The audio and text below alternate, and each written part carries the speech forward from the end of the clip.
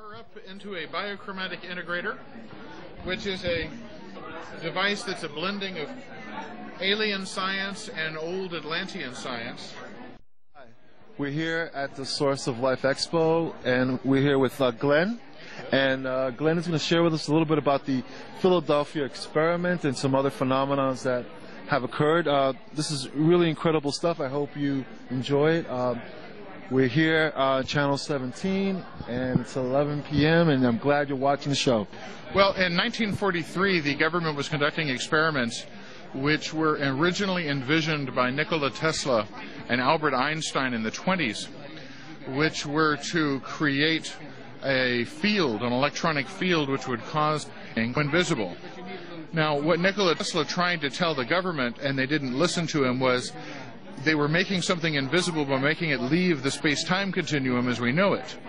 And he wanted safeguards such as making a wristband that the sailors would wear, which would let them know where in the universe they were, in reference to the ship. And because the government said, no, we don't want to spend the extra $500 a wristband, Nikola Tesla backed out, and then was later killed for his trouble, theoretically. How did they know that the wristband will help them or keep them in that location? Well, basically what the wristband was designed to do was to maintain the 0 point of the person's consciousness on board the ship. See, when the ship left the space-time continuum, what would happen was the ship would become the universe for that person. And then that's what the wristbands would allow the person to know. And without the wristbands, the person was just like floating in space. And what ended up happening was when the ship rematerialized, sailors materialized inside the decks and inside the bulkheads, half in and half out, and screaming horribly, needless to say. Also, the energetics of the situation caused some sailors to freeze and others to burn from the inside out. And as a result of that, what ended up happening to the ship was it teleported to Norfolk, Virginia. But it was missing for several days.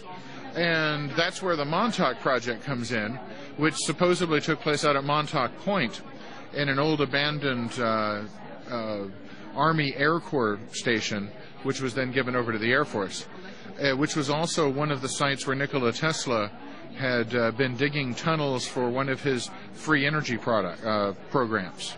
Well, basically, at the Montauk Project, they were conducting experiments in time, and they weren't paying attention, and their big experiment took place on the same day at the same hour as the Philadephia experiment had 40 years earlier. And so what ended up happening was the ship was sucked into their space-time nexus, and two men fell off. And then the ship went back was teleported to Norfolk, Virginia. And one of those men was Al Bielek, who's, I believe, doing a workshop at the moment, who's with us here today, as well as Duncan Cameron. And So time travel does exist? Oh, absolutely, and the government's been doing it since the 30s. How would you get more information on that, on time travel in itself? And could individuals time travel without a machine or a mechanical apparatus?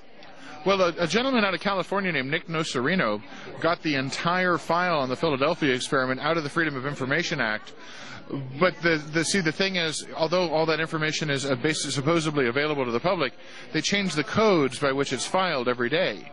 So unless you know the code that day, you can't get it, and it takes about 48 hours to get the codes for a file for the file. So what happened was Nick Nocerino went to some of the FAR viewers that were trained by the CIA and said, "What's the file number for this?" Got it, walked across the street, punched it into the computer, got the file, walked out. And it included pictures of everybody, including Al Bielek and a variety of other people that had said they were involved but couldn't prove it because their minds had been wiped by various government agencies.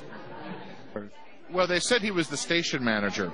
And basically what the project was about, it was about originally making, exploiting the resources that they found buried under Long Island in the form of a pyramid that they found, which was one of the Atlantean temples. And they had to use some sort of a sonic key to open it up, And after they had opened it up, what they ended up finding inside was the technology that later went into CDs, the technologies that went into surface barrier transistors, which are still not allowed to be produced for anything other than military purposes in the United States, even though they were supposedly invented in '71, and a variety of other technologies. Do you know the location of this pyramid? Well, it's supposed to be about a mile down underneath Montauk Point. And actually, I do know some people that have been going out there to do seismic sonographic testing to see if they can detect tunnels under there. And every time they do, the sheriff immediately shows up and says, "You folks can't do this." And they're like, "Well, it's public land." And they're like, "Well, you can't do this," and throw them off. So, you know, I've been to Montauk Point, but I've never noticed any kind of military station or naval station there. When I was taken out there, I didn't drive personally, and it was about 4 years ago. But there is a base that's still out there. I mean, I've been on it. I know that Al or Phil Gruber particularly could give you the address and tell you how to get there. You know, this is tonight out there. They're having a panel discussion. Yeah. Out there in Montauk? Are you guys going to be there? Well, Al and Duncan are. I got to stay and watch the booth. You know, somebody's got to make the money to pay for everything. So, what's the end result with the Philadephia experiment? What have we learned? What are our mistakes? Well, we've learned that we should have listened to Nikola Tesla, and we've learned that maybe it might be time for the American public to start demanding that the other 200 of Nikola Tesla's patents be released again. He developed a variety of different devices to generate electricity from the rotation of the Earth and the magnetic fields of the Earth, which could eliminate nuclear power utterly and completely, as well as fossil fuel power generation, which was how the Montauk project was powered. That's the only way they could generate the bevawatts of energy that were necessary to open time portals. We've learned that the government is willing to let private companies, which, see, the Montauk Project wasn't a government organization. With all this phenomena, because this is quite fascinating. I've always felt that time travel is possible because of the molecular structure of things, and space and time, and Einstein's theory. What is the future when it involves time travel? What does it look like now? Well, I hope that there isn't much of a future, because every time we go off into the past, we create alternate timelines, which stresses reality today.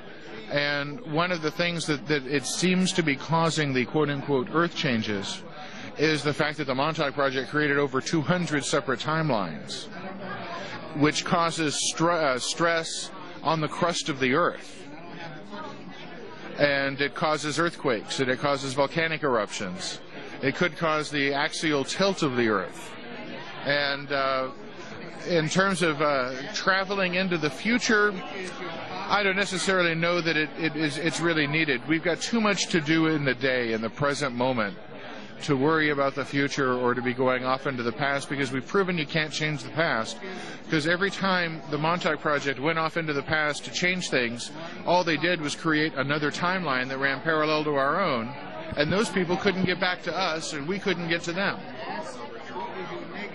Although there does seem to be, there were... Well, thank you, Glenn. You know, this is a really fascinating educational situation with the Philadephia experiment and the Montauk experiment. I'm really glad that you were able to share it with me and with the viewers.